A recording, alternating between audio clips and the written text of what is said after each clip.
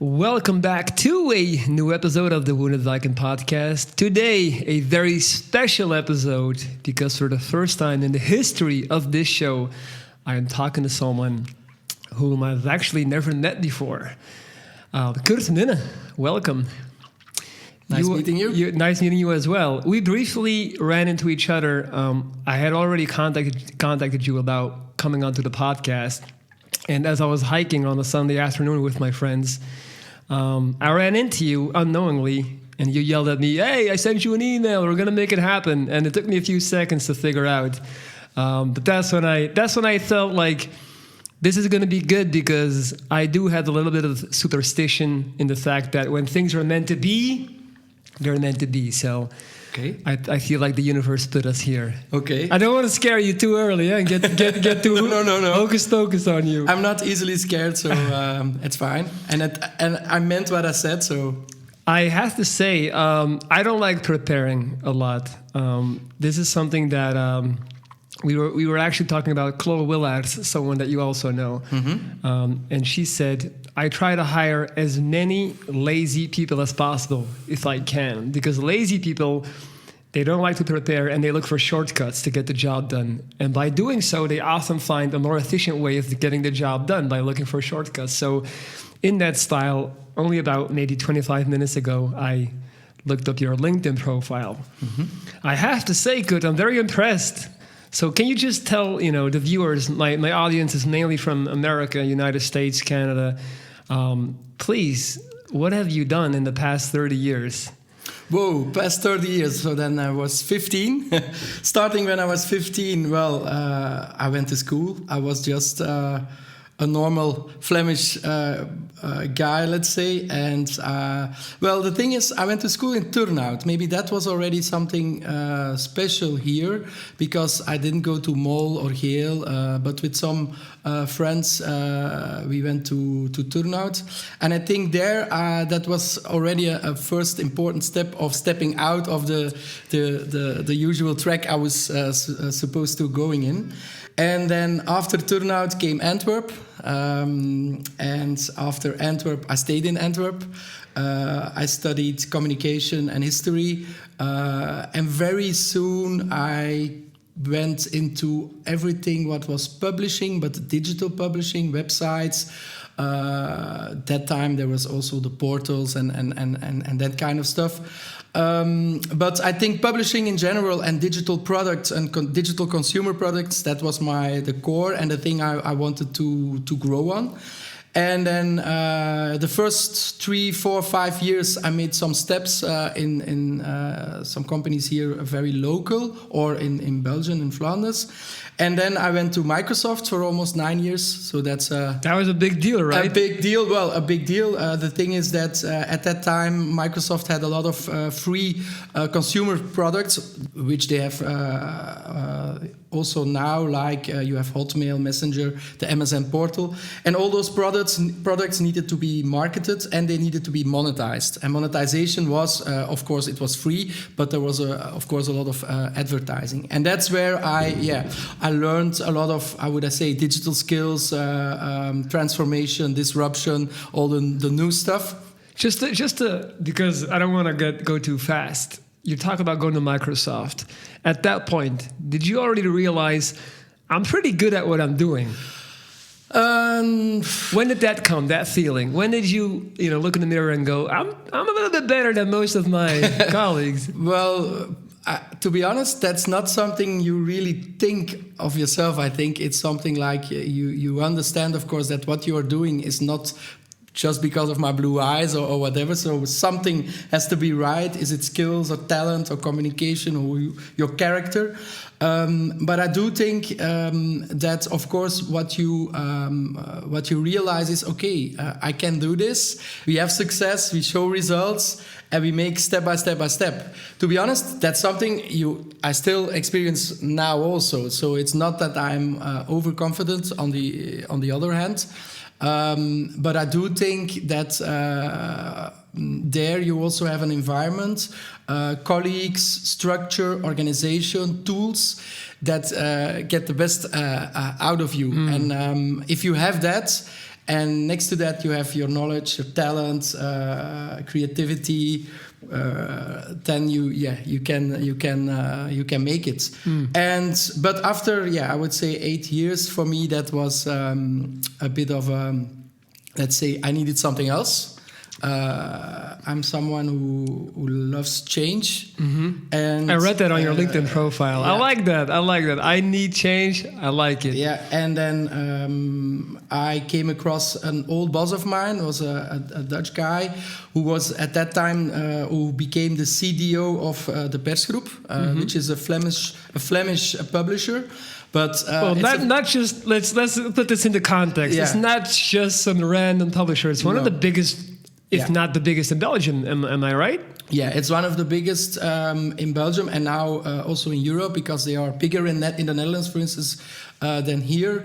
They also have an office in Denmark. So, and he contacted me, and I was like, hey, yes, it felt right. I need to have a connection, a good identification also with the brand, the service, the product that you're selling or that we're making. And I jumped to the surprise of a lot of people. I jumped and I left behind the golden cage, let's say. And why do you say that, to the surprise of many people? Well, a lot of people don't really get that when something is good, or you are in a situation where you have everything, they would say, why do you take a risk? Or do you do something that you don't know what the result will be and how it's going to evolve?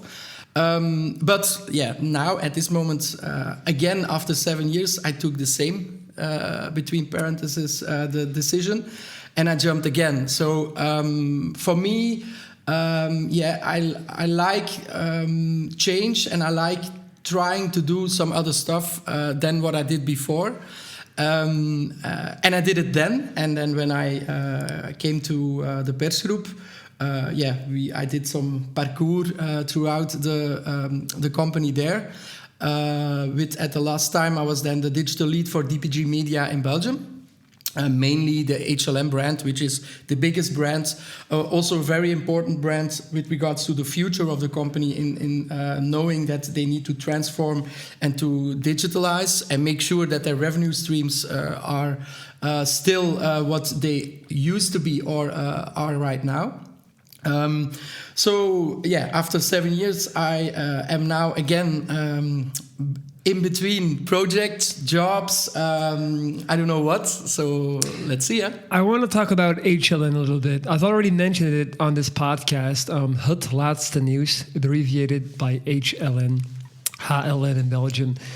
I have a love-hate relationship with HLN, and I would love to pick your brain on it. I would be lying if I said that I don't consume it, because I go to the website every single day. But I do feel like HLN has become a pioneer in Belgian media when it comes to adopting clickbait media style as they've been using in the US for a longer period of time. And they're just like, it's this fine line between journalism and revenue. I always feel like when I'm reading something on HLN, I feel like I'm already being pushed in a certain direction sometimes. What do you think about that? Like, where do you draw the line between optimizing profit and really reporting the news as a good journalist? Well, I think that what is important is, and the thing is, like HLN, I've been there for 7 years until the 1st of November. It already exists for more than 15 now. To be honest, until the period that I came on board, now at the moment that I came on board, they were for 1 or 2 months not the biggest in Flanders anymore. So you started at the crisis. Well, there was a little crisis. No, but the thing is that I think that in the first years of the internet also, HLN had a kind of, they grew out of nothing. They grew also out of a separate editorial group, editorial organization, apart from Het Laatste Nieuws, which was the newspaper. But that was how it went. That at that time, also at that time in publishing, in internet and in portals and websites. And at that time, they were in a little crisis. But the thing is that the fact was that they needed to marry with the editorial organization or with the traditional publishing company. In 2014, that was. Because, of course, a publisher needs to make the transformation, needs to make or go through the disruption. And they knew, okay, we have a public over there. We just need to marry them, the two brands. We need to, fill it up. And one of the biggest goals was, of course, also do a big step up in quality, not in quantity, in quality. Now, if I look back 7 years until 2014, at that time, HLN was sometimes, not always, was a freak show.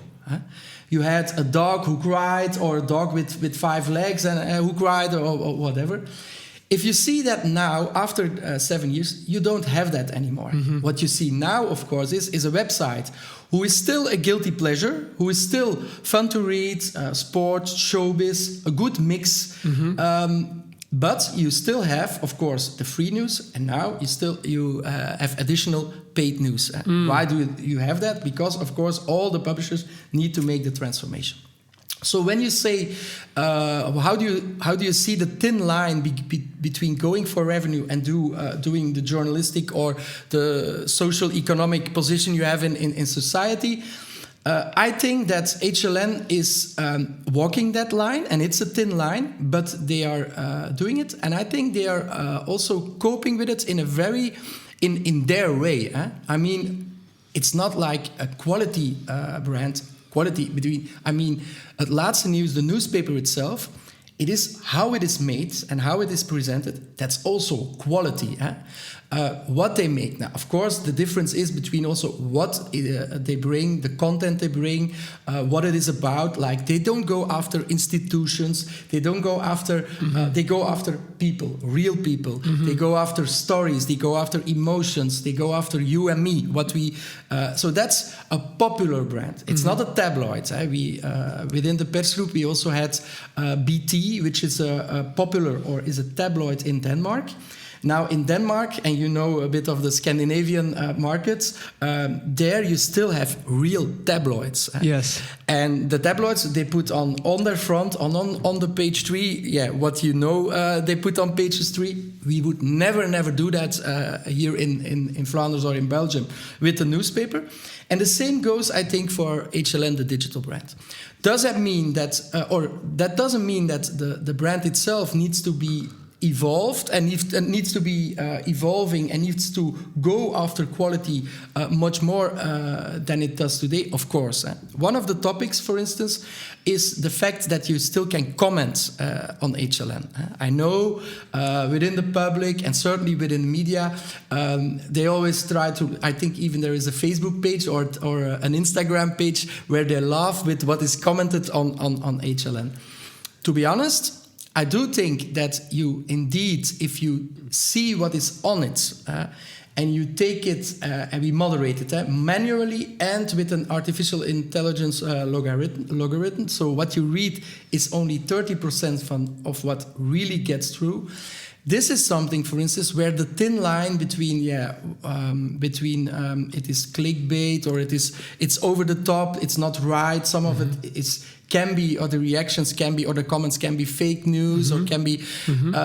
For sure, that's true. But on the other hand, the fact that you still can comment on the brand makes it, the closeness towards the people, towards you and me, makes it very tangible. Yeah. And I think the brand really needs to go after that, the balance. Like, okay, guys, we need to be journalistic, right and correct, like every brand or every publisher or publishing brand needs to do.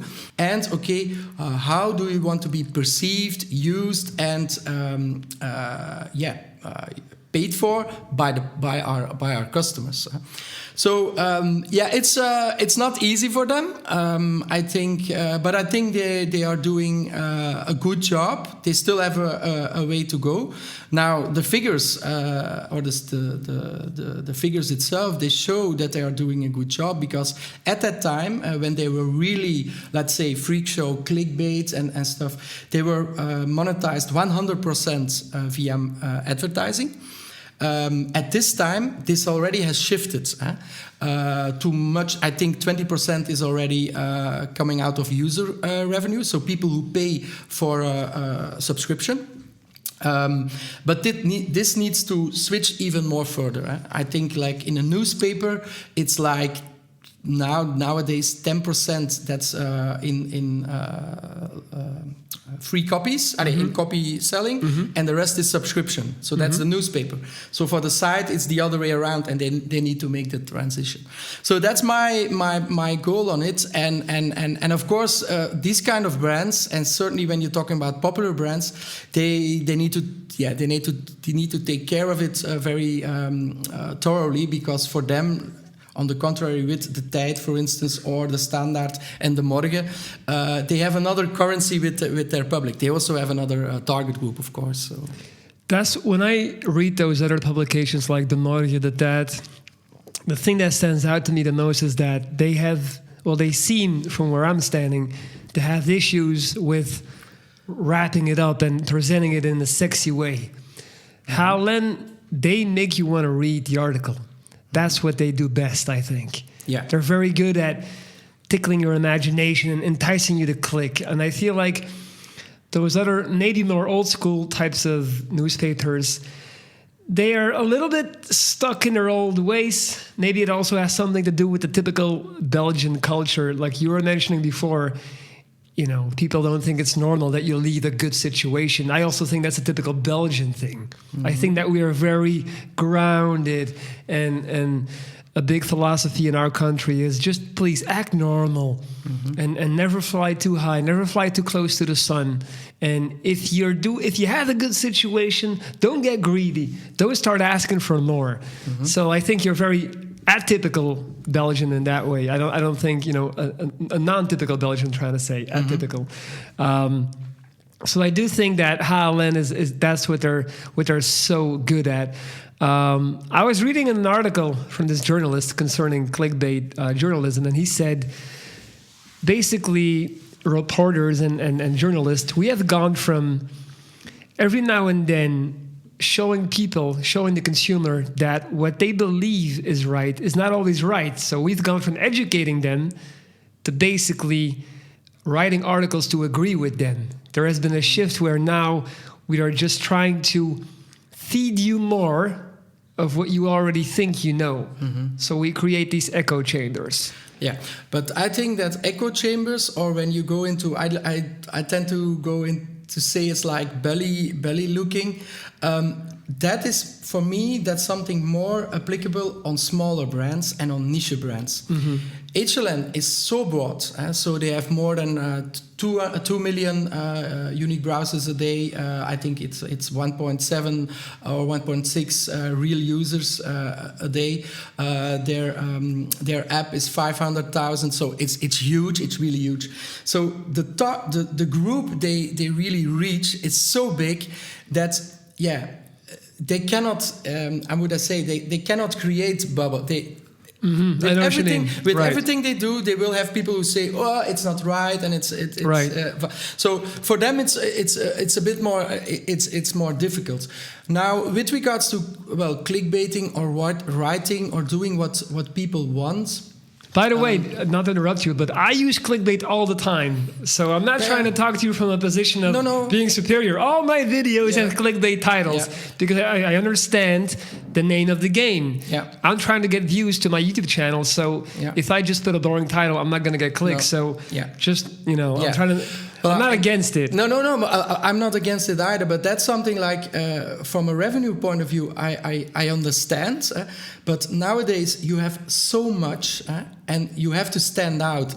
And to stand out for them, and to stand out on the long term, and I mean really the long term. And that's for me. I think everything in life, or for me, is like perspective. And I think that where I'm really good at, if you say like, where are you good at and you're special, I think that I'm very good at creating perspective for myself on I always like to say 3 levels. But if they really want to stand out on the long term, they cannot go further on only clickbaiting. And the people, for instance, who are paying for a subscription, because that's that's what you want, and that's the target group. Like people, we have a brand, we have a love brand. They identify themselves with us. They want to pay for you. For those people, clickbaiting is not necessary. They need to have the trust and the knowledge and the security that they know.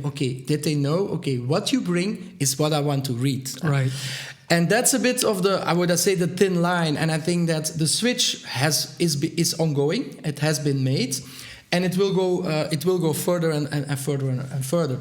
But if it's like in creating bubbles and in creating, closed environments, I think mainly for the niche players and for the smaller brands, even the qualitative ones, that's a bit a bigger challenge. A bigger challenge, yes. So that's my point on that. And then of course, to go back to the beginning, like where do you have revenue and you have journalism? Of course, again, this is a not publicly owned, but a private-owned company. They need to make money. Right. They have a lots of people working for them, a lot of costs, and everything has to be paid. Nothing is for free, between brackets. So they have to make the switch, but they just have to see that the pace they do it in and the direction they do it in is the right one, and is also the one that the public or your customers is accustomed with or is at ease with.